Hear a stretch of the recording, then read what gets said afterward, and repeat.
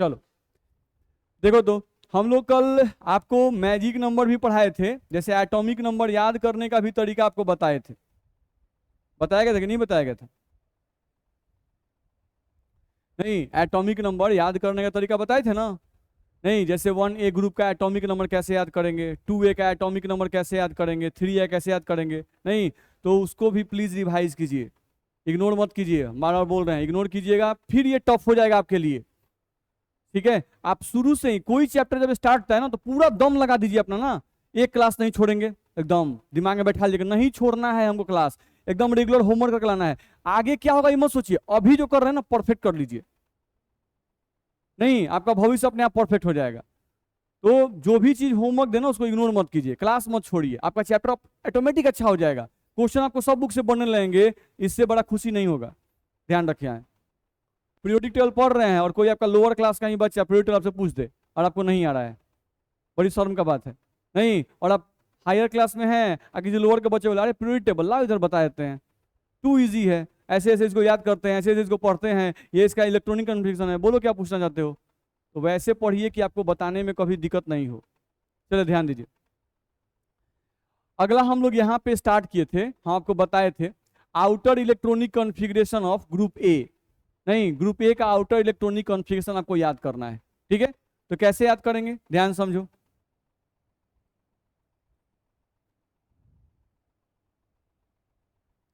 चलो, जैसे आपका ग्रुप 1A है, नहीं तो 1A में आपका कौन कौन आता है?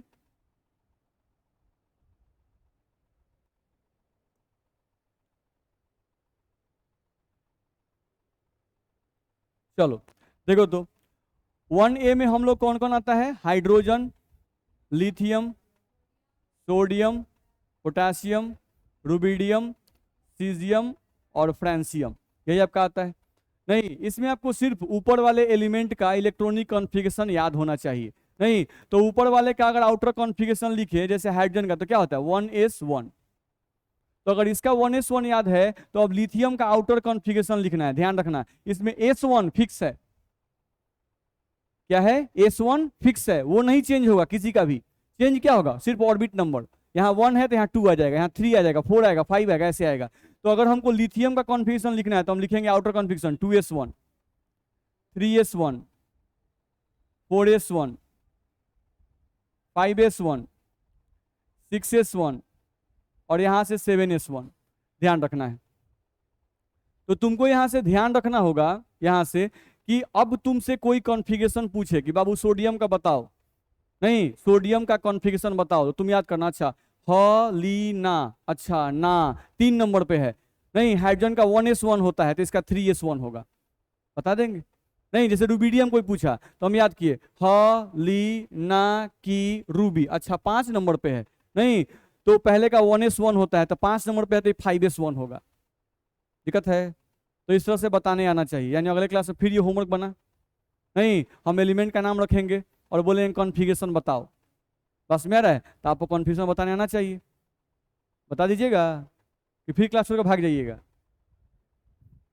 देखिए बहुत लोग भाग जाते हैं, नहीं अब देखिए कितने लोग हिम्मत है जो रखते हैं, जो क्लास करते रहते हैं। चलिए 2A, अब 2A की अगर हम लोग बात करें, नहीं तो 2A में कौन है हम लोग का? Beryllium, magnesium, calcium, strontium, barium और रेडियम, यही हम लोग का है। बेमक का सरबरा याद करते हैं हम लोग। चलो, अब इसमें बेरिलियम का देखा जाए तो बेरिलियम का आउटर कॉन्फ़िगरेशन अगर देखोगे तो वो होता है तुमको 2s2। नहीं, जैसे इसका पूरा लिखेंगे तो क्या होगा 1s2 2s2, लेकिन अब तुमको क्या बोलना है? सिर्फ 2s2 बोलना है, आउटर कॉन्फ़िगरेशन ही बोलना है। नहीं तो बेरिलियम का सीधे को क्या बोलेंगे 2s2, ध्यान रखना है। चलो, तो मैग्नीशियम का आप क्या करोगे? ये s2 वही रह जाएगा, बस ये चेंज करेगा 3s2।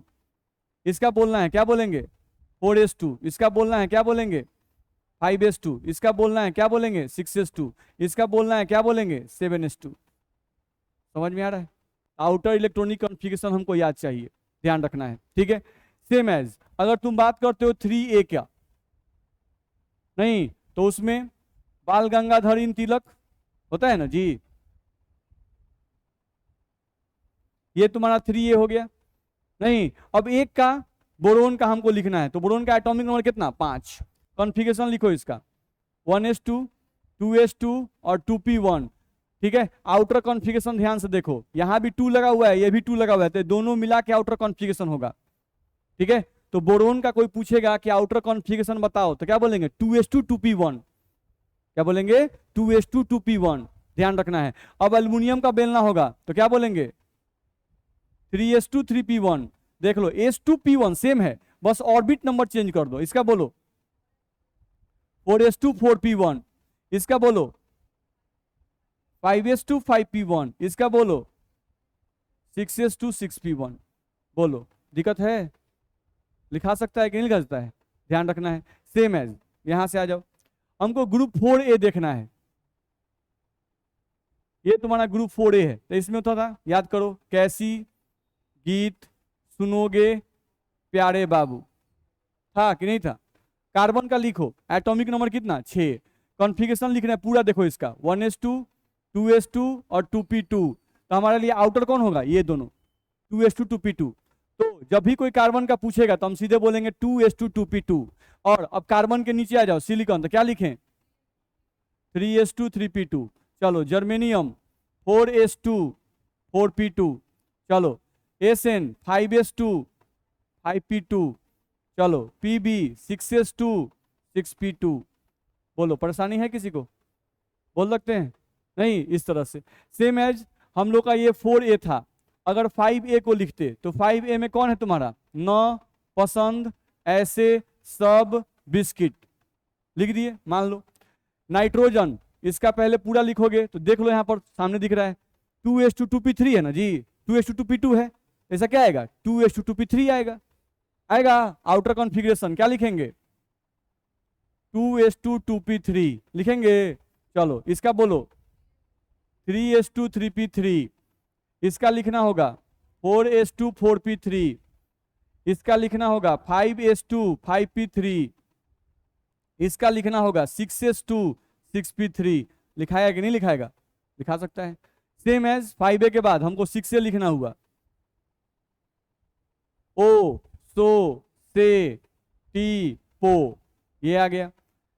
ऑक्सीजन का लिखोगे तो अब क्या आएगा 2s2 2p4 आउटर कॉन्फ़िगरेशन, इसका लिखना होगा 3s2 3p4, इसका लिखेंगे 4s2 4p4, इसका लिखेंगे 5s2 5p4, इसका लिखेंगे 6s2 6p4। ध्यान रखना है। सेम एज 6A के बाद 7A में आएंगे, 7A में फ्लोरीन, क्लोरीन, ब्रोमीन, आयोडीन, एस्टेटीन, ये आपका आ गया। इसका लिखना होगा तो 2s2 और 2p5, और बाकी का लिखा जाएगा कि नहीं लिखाएगा? लिखा जाएगा नहीं। सेम एज अब ये 7A हुआ, लास्ट हम लिख रहे हैं यहाँ पर, लास्ट कौन था 8A। तो 8A में कौन है तुम्हारा? हीलियम, नियन, आर्गन, क्रिप्टन, जेनॉन, रेडॉन, यही तुम्हारा है। नहीं तो हीलियम का 1s2, लेकिन हीलियम की तरह ये मैच नहीं करता है, ध्यान रखना है। सब मैच किससे करेगा? नियन से। ध्यान रखना है, नियन का आउटर लिख रहे हैं, देखो 2s2 2p6, अब सबका वैसा ही मैच करेगा, बस ऑर्बिट नंबर चेंज करते जाओ। क्या होगा 3s2 3p6, इसका 4s2 4p6, इसका लिखेंगे 5s2 5p6, और इसका लिखेंगे 6s2 और 6p6। नहीं, सिर्फ हीलियम एक अलग होता है। बोलो याद रहेगा? तो ये आपको याद करना है, याद है ना? ये हम कल पूछेंगे आपसे, आउटर कॉन्फ़िगरेशन। बस में रहा है, हम किसी भी एलिमेंट का नाम दे देंगे, बात समझ रहा है? किसी भी एलिमेंट का नाम आपको दे दिया जाएगा, आर्सेनिक ही AS दे दिया गया, तो आपको बोलना होगा कि रुकिए सर हम लिख के थोड़ा देख लेते हैं, फटाफट कॉपी पे लिख लीजिए, आपको समय दिया जाएगा, और लिख के आप बता दीजिए कि सर 4s2 4p3 होता है। बता सकते हैं? तो ये याद करके आना है, थोड़ा सा प्रैक्टिस कीजिएगा, याद हो जाएगा। ठीक है, चलिए। तो पहला काम था कि 1A के जितने भी एलिमेंट्स हैं उन सबका आउटर कॉन्फ़िगरेशन हम लोग को याद करना है, ध्यान रखना है। याद करेंगे नहीं तो हम लोग को इससे फायदा होगा। देखा जाए, आगे बढ़े हम लोग, अगले पॉइंट पे आ जाओ। स्पेशल नेम्स ऑफ ग्रुप, यहाँ लिखा हुआ है स्पेशल नेम्स ऑफ ग्रुप। जैसे तुम कौन सा ग्रुप अभी पढ़ रहे हो? ए वाला 1A, 2A 3A 4A 5A 6A 7A 8A, यही ना पढ़ रहे हैं जी? नहीं, तो हर एक ग्रुप का अपना अपना नाम है, तो उनका नाम हम लोग को ध्यान रखना है, ठीक है? जैसे ग्रुप 1A, अब यहाँ पे लाइन से देखो तो पीछे हम लोग थोड़ा सा आते हैं, सब लिखा हुआ है हम लोग का, देखो ये ग्रुप 1A है, नहीं तो ग्रुप 1A जो है, इस ग्रुप 1A को अल्कली कहा जाता है, अल्कली मेटल्स। ग्रुप 1A के जितने भी एलिमेंट हैं इनको क्या कहा जाता है? Alkali metals, except hydrogen. यहां पे क्या लिख रहे हैं? Accept hydrogen. 1A के जितने भी मेटल्स हैं, क्या लिखा हुआ है? Metals, alkali metals. नहीं तो hydrogen is not a metal, hydrogen metal नहीं है। हाइड्रोजन क्या है? नॉन मेटल, ध्यान रखना है। हाइड्रोजन आपका क्या है?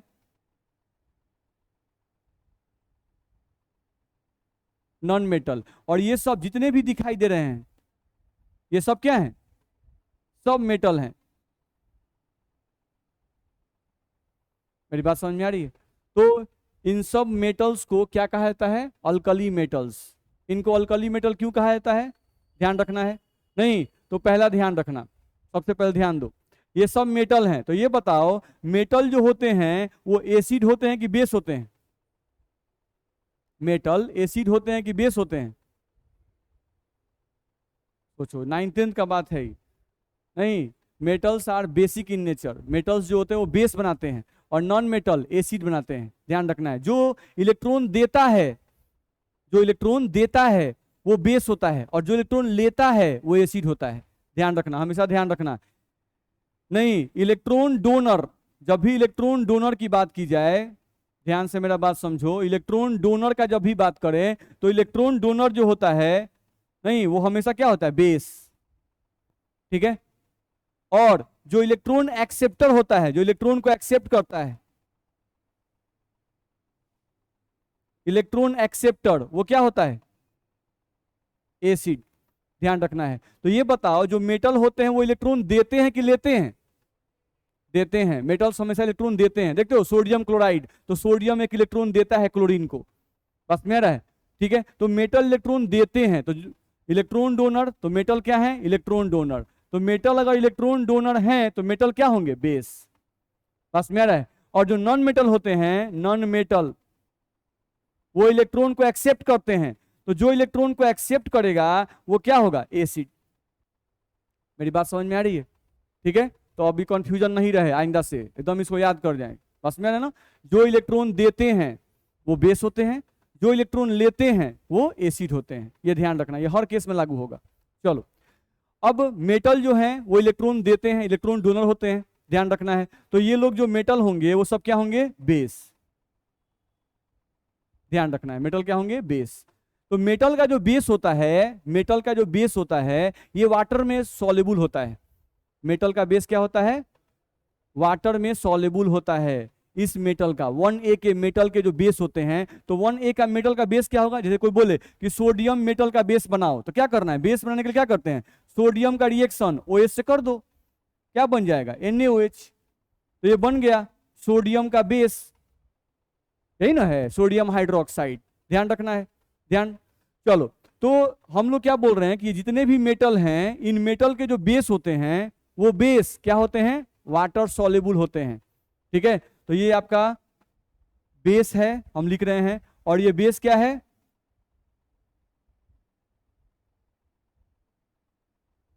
वाटर सॉल्युबल है। अब ध्यान रखना, जो बेस वाटर सॉल्युबल होता है उसी को अल्कली कहते हैं, उसी को क्या कहते हैं? अल्कली। मेरा बात समझ में आया? तो हम लोग पहला बात समझे, क्या समझे यहां पर? कि 1A के मेटल्स को अल्कली मेटल कहा जाता है, पहला बात। अब कोई पूछता है कि 1A के मेटल को अल्कली मेटल क्यों कहते हैं? 1A के मेटल को अल्कली मेटल क्यों कहते हैं? तो हमको बोलना है कि 1A के मेटल के बेस, 1A के मेटल के बेस वाटर सॉल्युबल होते हैं, इसलिए इन्हें अल्कली कहा जाता है। मेरा बात समझ में आया? तो यानी जिस भी मेटल का बेस पानी में सॉल्युबल होगा उसको अल्कली कहा जाएगा, ठीक है? तो ये NaOH पानी में सॉल्युबल होता है। वैसा ही हम बनाएंगे KOH, RbOH, ये सब क्या होंगे, वाटर सॉल्युबल होते हैं। कैसे, जैसे नमक पानी में घुलता है कि नहीं घुलता है, घुलता है। आप घर में देखते हैं, नमक लेते हैं, पानी में घुलाते हैं, घुल जाता है। वैसे ही सोडियम हाइड्रोक्साइड भी पानी में घुल जाता है। तो जिनके बेस पानी में सॉल्युबल होंगे वो अल्कली कहलाएंगे, दिमाग में बैठा लेना है, ठीक है। अब जिन मेटल के बेस पानी में नहीं सॉल्युबल होंगे, जिन मेटल के बेस पानी में सॉल्युबल नहीं होंगे, क्या उनको अल्कली कहेंगे? नहीं, उनको अल्कली नहीं कहेंगे, ध्यान रखना है। तो पहला बात दिमाग में गया कि जितने भी मेटल होते हैं वो सब बेस बनाते हैं, जितने भी मेटल तो सब क्या बनाते हैं, बेस जनरली, ठीक है। तो मेटल बना दिए बेस। नहीं, अब कुछ बेस पानी में सॉल्युबल हैं और कुछ बेस पानी में सॉल्युबल नहीं है, तो जिनका बेस पानी में सॉल्युबल होगा वो अल्कली कहलाएगा, और जिनका बेस पानी में सॉल्युबल नहीं होगा वो अल्कली नहीं कहलाएगा।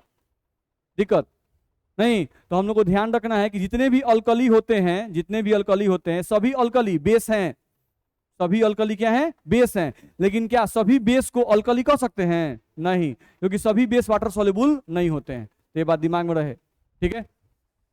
चलिए, तो यहां से थोड़ा सा हम लोग पॉइंट कुछ कुछ पढ़ते चलें। चलो पहले पीछे ही आके देख लें हम लोग।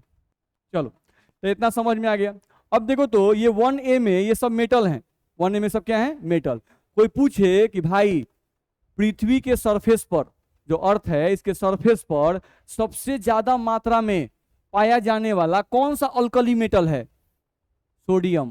कौन होगा? सोडियम, ध्यान रखना है। तो सबसे ज्यादा मात्रा में पाया जाने वाला मेटल, नहीं, किस में? ग्रुप 1A में से। हम सभी मेटल में से नहीं कर रहे हैं, हम किसे बोल रहे हैं? ग्रुप 1A में से सबसे ज्यादा मात्रा में पाया जाने वाला मेटल कौन सा है? सोडियम।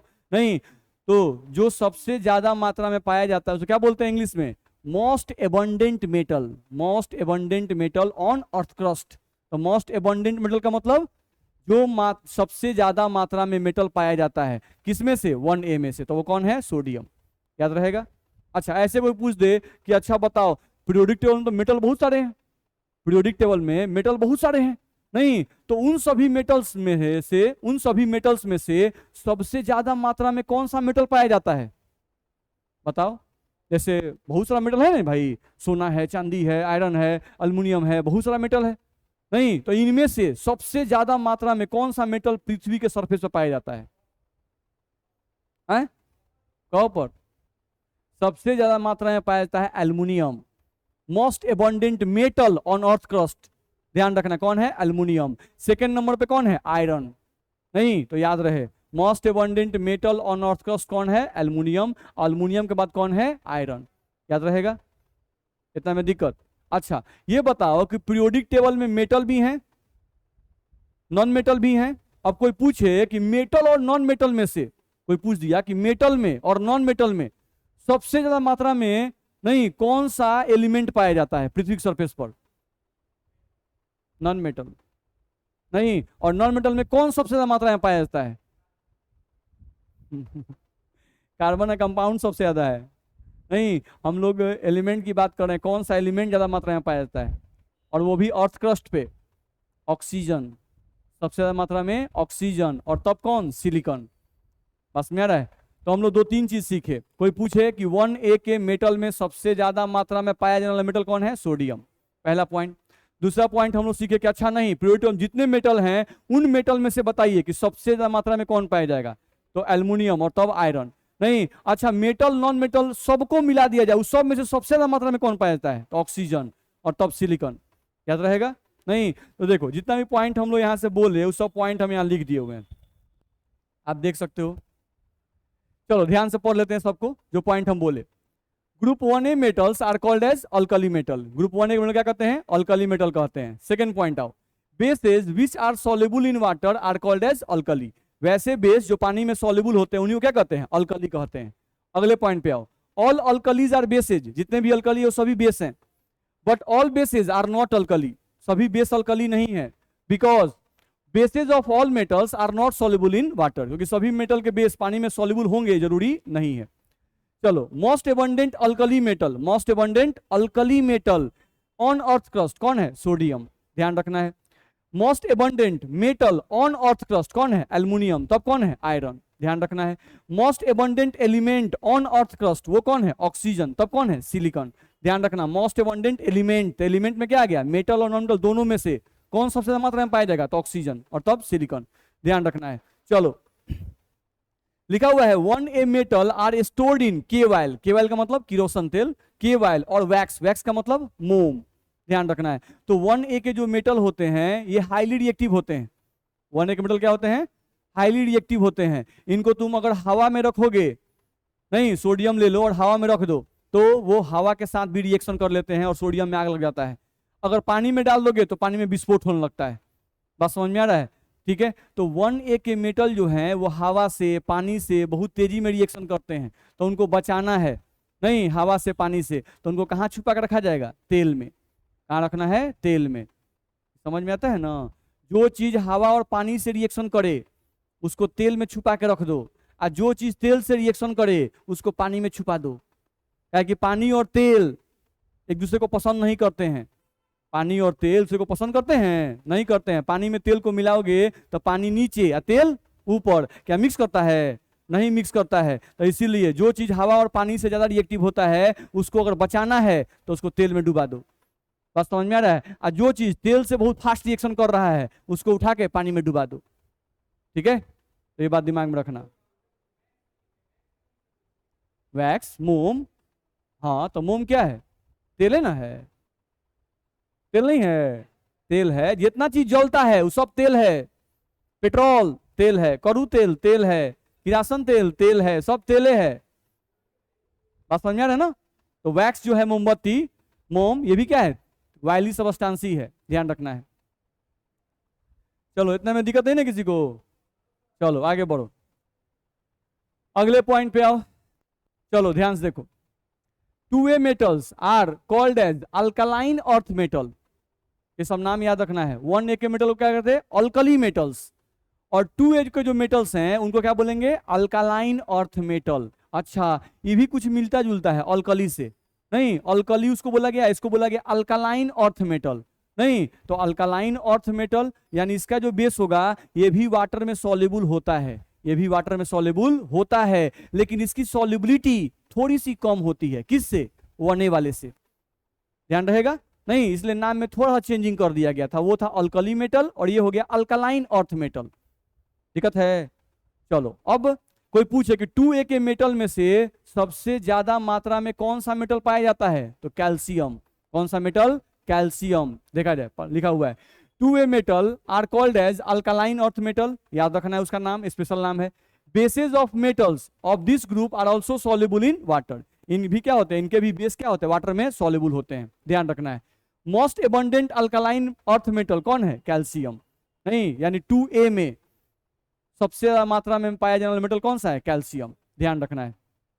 चलो अगले पॉइंट पे आ जाओ। Group 3 elements are called as boron family. Group 3A में कौन कौन है? याद है? बाल गंगाधर इन तिलक, Bal, Ga, In, Tl, है कि नहीं है? ध्यान रखना है। तो ग्रुप 3A के जो एलिमेंट हैं उनको बोरोन फैमिली कहा जाता है, यानी जो सबसे ऊपर वाला एलिमेंट है बोरोन, उसी के नाम पर उस ग्रुप का नाम पड़ गया बोरोन फैमिली, ध्यान रहेगा। चलो, group 4 elements are called as carbon family. Group 4 के एलिमेंट क्या बोलते हैं? कार्बन फैमिली बोलते हैं, ध्यान रखना है। नहीं, फर्स्ट एलिमेंट 4 का कौन है? कार्बन। नहीं, तो इसको तो कार्बन फैमिली कह दिया गया। यहां आओ, group 5 elements are called as pnicogens. नहीं, 5A के एलिमेंट को निकोजेंस कहा जाता है। चलो ध्यान समझो, यहां लिखा हुआ है निको और क्या लिखा हुआ है? जेंस। तो निको, निको का मतलब होता है पॉइजन और जेंस का मतलब होता है प्रोड्यूसर, ध्यान रखना। पॉइजन प्रोड्यूसिंग ग्रुप बोलते हैं इसको, यानी जितना भी जहर बनता है उस जहर में इसी ग्रुप के एलिमेंट यूज होते हैं। तो ग्रुप 5 में कौन है? न पसंद ऐसे सब बिस्कुट, नाइट्रोजन, फास्फोरस, आर्सेनिक। नहीं, तो ये सब क्या है? जहर हैं, ध्यान रखना है। इन्हीं को मिलाकर पॉइजन का फॉर्मेशन किया जाता है, इसलिए क्या बोलते हैं? पॉइजन प्रोड्यूसिंग ग्रुप, ध्यान रहेगा। तो इनका नाम क्या हुआ? निकोजेंस। दिक्कत है? चलो अब यहां से आगे बढ़ सकते हैं, अगले पॉइंट पे आ जाओ। हाँ, एक याद रखना थोड़ा सा, जैसे दिया रहता है ग्रुप 3A में हम लोग का कौन आता है? एक लास्ट में TL आता है ना, बाल गंगाधर इन तिलक। तो तिलक वाले में यहाँ पे क्या आता है? TL। तो TL जो है इसको स्लो पॉइजन कहा जाता है, या स्वीट पॉइजन भी कहा जाता है।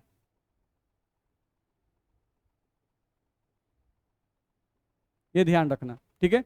तो स्लो पॉइजन या स्वीट पॉइजन नहीं, यानी टीएल जो है ये आपका खाने के समय आपको लगेगा नहीं कि जहर खा रहे हैं, नहीं, और आपको धीरे धीरे मारेगा, एकाएक नहीं मारना है। नहीं तो किसी को आप चाहते हैं कि धीरे धीरे मरे, तिल तिल के मरे, तो उसको ये जहर खिलाइए, धीरे धीरे मरेगा।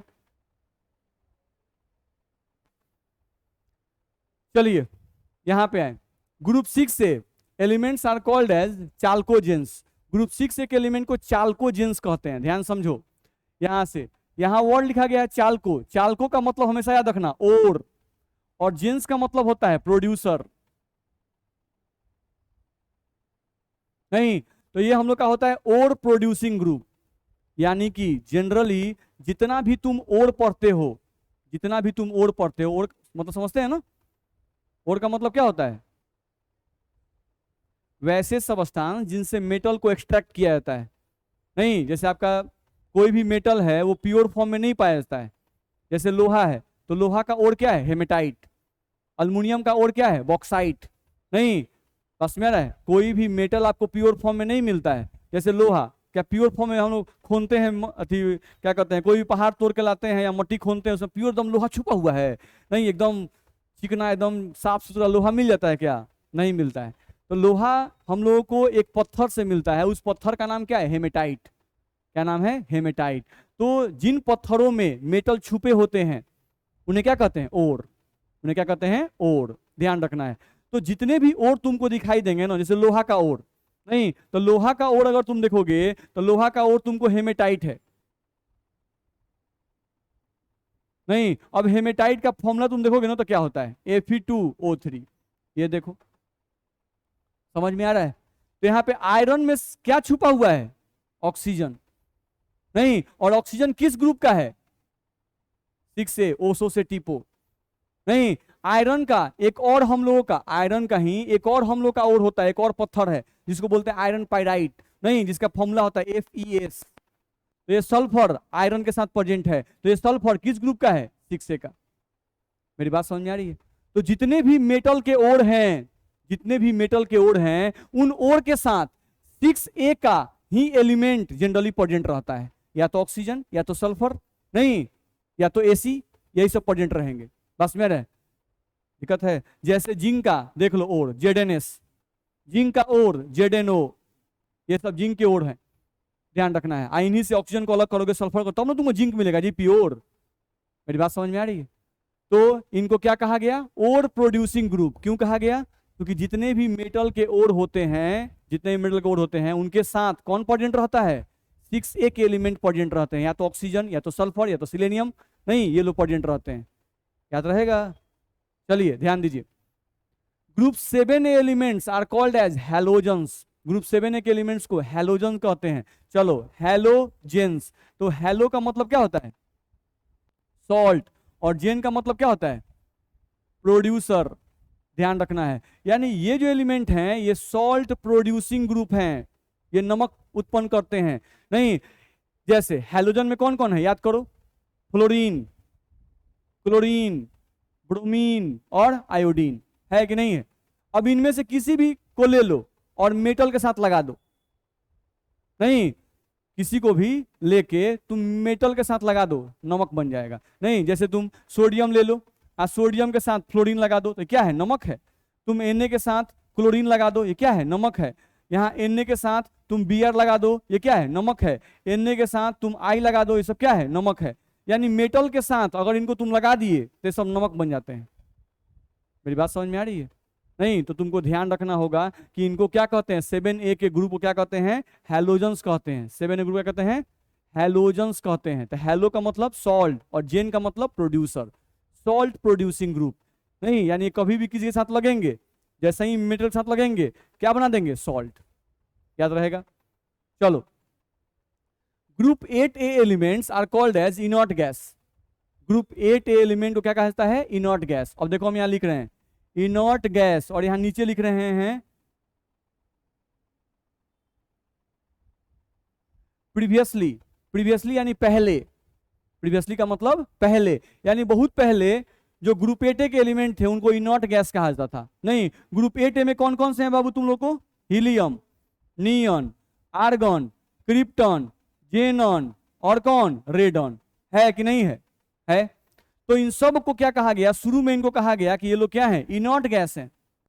ये सब लोग क्या हैं, इनर्ट गैस हैं। अच्छा, इनर्ट का मतलब, इनर्ट का मतलब वैसे एलिमेंट जो रिएक्शन में भाग नहीं लेते हैं। अक्रिय, इनको हिंदी बोलता है अक्रिय। अक्रिय मतलब जो क्रिया में भाग नहीं ले, नहीं जो रिएक्शन में भाग नहीं ले, उनको क्या बोलते हैं, इनर्ट। नहीं, तो इनर्ट गैस इनको क्यों बोला गया, because they do not take part in chemical reaction, do not take part in chemical reaction. ये केमिकल रिएक्शन में जो है ना भाग नहीं लेते हैं।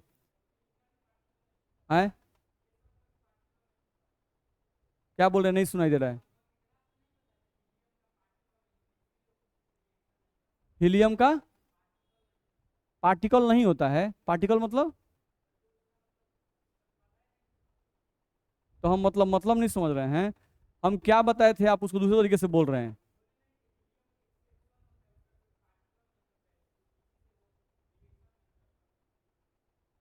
हम ये बोलते कि हीलियम जो है वो इनर्ट गैस है, इसका नेचर, इसका प्रकृति जो है वो 8A के ग्रुप से मिलता है, इसलिए इसको 8A ग्रुप में रखा गया है। ऐसा कुछ बोले थे, नहीं बैठे। ये सब जो हैं वो रिएक्शन में भाग नहीं लेते हैं, ध्यान रखना है। नहीं, जैसे हीलियम, हीलियम एक्सेप्शन है। क्यों, क्योंकि हीलियम का कॉन्फ़िगरेशन 1s2 है, तो इसको होना चाहिए था ग्रुप 2A में। हम कल ऐसा बताए थे कि इसको होना चाहिए कहाँ, ग्रुप 2A में। नहीं, लेकिन ये कहाँ है, ग्रुप 8A में है। ये ग्रुप 2A में होना चाहिए था अकॉर्डिंग टू दिस कॉन्फ़िगरेशन। नहीं, लेकिन ये रखा कहाँ गया है, 8A में। क्यों, क्योंकि जैसे ये लोग रिएक्शन में भाग नहीं लेते हैं, ये भी रिएक्शन में भाग नहीं लेता है, इसीलिए हीलियम को उठाए कहाँ रख दिया गया, ग्रुप 8A में रख दिया गया। मेरी बात समझ में आ रही है। तो इनको हम लोग क्या कहते हैं, इनर्ट गैस। तो इनर्ट गैस क्यों कहते हैं, because these elements do not take part in chemical reaction. ये अकेले ही स्टेबल हैं। ऑक्सीजन अकेले स्टेबल नहीं है, अकेला ऑक्सीजन ने जब एग्जिस्ट नहीं करता है, O2 एग्जिस्ट करता है, O और O रिएक्शन करके O2। क्लोरीन अकेला नहीं पाया जाता है, Cl2 पाया जाता है। हाइड्रोजन अकेला नहीं पाया जाता है, H2 पाया जाता है, क्योंकि हाइड्रोजन अकेला अनस्टेबल है। नहीं, तो वो एक हाइड्रोजन से रिएक्शन करता है और H2 बनाता है। हाइड्रोजन क्लोरीन से रिएक्शन करता है, HCl बनाता है, ध्यान रखना है। लेकिन ये लोग, हीलियम कहीं कंपाउंड आप नहीं देखिएगा। अच्छा, हीलियम का He2 एग्जिस्ट नहीं करता है, हीलियम अकेले ही स्टेबल है। एक हीलियम दूसरे लिंक पर आता है तो कहता है हम भी स्टेबल तुम भी स्टेबल, तो रिएक्शन क्या करना है, बस मेरा। ये लोग हाईली स्टेबल होते हैं, इसलिए रिएक्शन किसी और से नहीं करते हैं। नहीं, अब क्यों स्टेबल होते हैं, पढ़ना है हम लोग को। मेरी बात समझ में आ रही है। तो इनको इनर्ट गैस कहते हैं। बाद में क्या हुआ, आज के समय में, नहीं अगर अभी के समय में बात करें, टुडे, अभी के समय में बात करें, नहीं तो अभी के समय में हम लोगों को, टुडे लिखना ठीक नहीं है, टुडे का मतलब आज ही हो गया।